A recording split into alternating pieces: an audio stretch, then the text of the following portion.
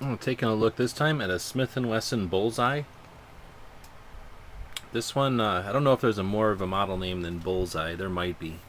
Honestly, once I found the part about it being made in China, I wasn't too impressed. I don't know what I was thinking. I guess I thought that, this knife, I bought it from an online catalog type of place. Real cheap. I don't remember anymore, but I don't think it was more than $20. I'm just a cheap guy, so I don't think I would have paid more than about 14 bucks for this one. It just seemed like, I think we were heading out for an elk hunt, and I thought, well, I might as well bring another gut hook along just in case.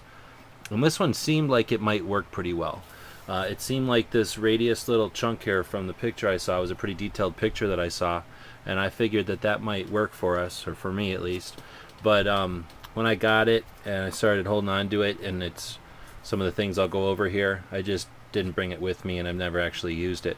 So it's a review, but it's just a biased review of somebody who doesn't like China knives, and I'll explain some of the reasons, I guess. Mostly I was planning on bringing this out hunting with me, elk hunting, and that usually means walking quite a bit and walking through brush and woods and whatnot. And it's not heavy, and the handle's fairly comfortable, especially if I had to do any amount of skinning. But what really put me off on it is this sheath. It's a piece of nylon. It's probably got something in it to stiffen it. I can feel something down there, but I can't decide if it's a piece of Kydex. I just don't think it's a piece of Kydex. You wouldn't be able to do this with a piece of Kydex. We hunt out here in Arizona, and I thought that for a couple of reasons I'll go over here, this sheath was just not going to work for me. And if I can't bring the sheath, what am I going to put this thing in? I don't have any other sheaths that it would have worked with, so it stayed home. The knife kind of lost before it ever got started. As far as the construction of the sheath, I'm not going to complain. The materials are okay. They're not my favorite materials. It's kind of cheap nylon. The rivets, though, I'm really impressed with the rivets. So that's usually a weak point. And the rivets are actually additional to the sewing. So it's sewed first, and then there's rivets. So I thought that was pretty decent.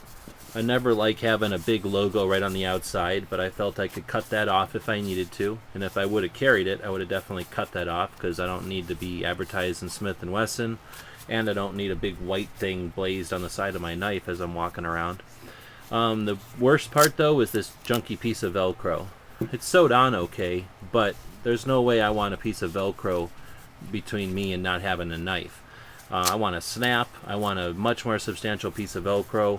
I want something more than this weak, ineffective piece of Velcro.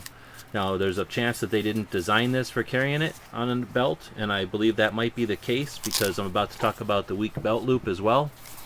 And this belt loop, should be able to take just about everything, because it's keeping that knife with you instead of on the ground somewhere. And although it seems to be sewn on okay, it just does not strike me. Nothing about this strikes me as a good way to retain my knife. It seems like a good way to keep this cover over my knife in a drawer, sure, but it doesn't seem like a good way to carry this knife around. It seemed like the handle was way too high. It was barely secured with this weak retention, and this sloppy belt loop was just going to encourage it to get snagged and dropped out. I just do not like this sheath.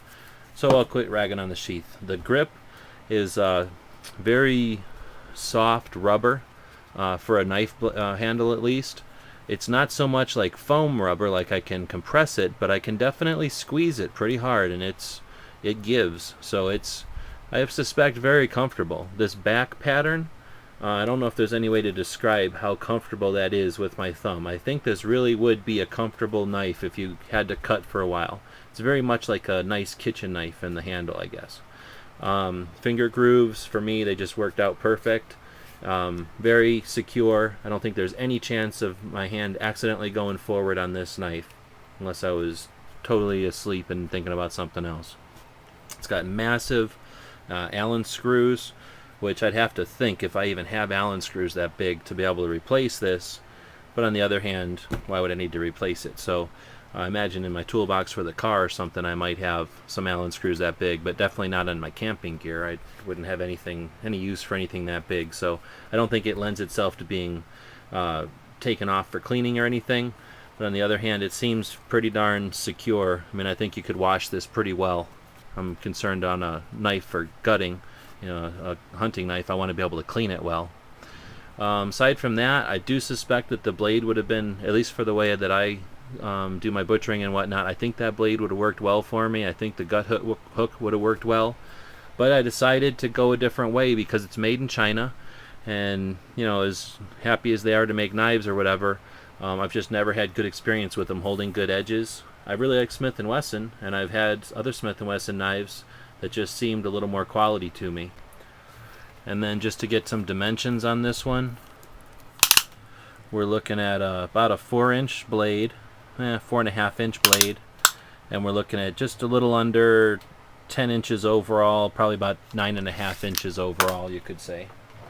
As far as weight, it doesn't seem very heavy, so I suspect that the weight's not going to be too much. It's 6 ounces on the dot, which again isn't very heavy compared to some of the other knives we've been weighing here. And it's 7.6 ounces with this mediocre garbage sheath. So not that you would carry this thing around, or that I would suggest carrying it around, but it wouldn't be heavy if you did, and it'd be even lighter once you lose the knife. So that's again the Smith & Wesson Bullseye. So like I say, because of the sheath and because the knife just wasn't so over the top impressive, I just left it at home, and it's now become a knife I'm going to make fun of on the internet. So it's a Smith & Wesson Bullseye. Again, I really like the company Smith & Wesson. I really like Smith & Wesson knives, other models. I just don't like this one for those couple of reasons. Now that I've done all this, I might sell it on eBay, or I might drop it in the kitchen drawer and see if I end up using it as a kitchen knife. I think, like I say, it's comfortable, so I suspect that for something that's low impact like that, I think it might work well. So that's the Smith & Wesson Bullseye.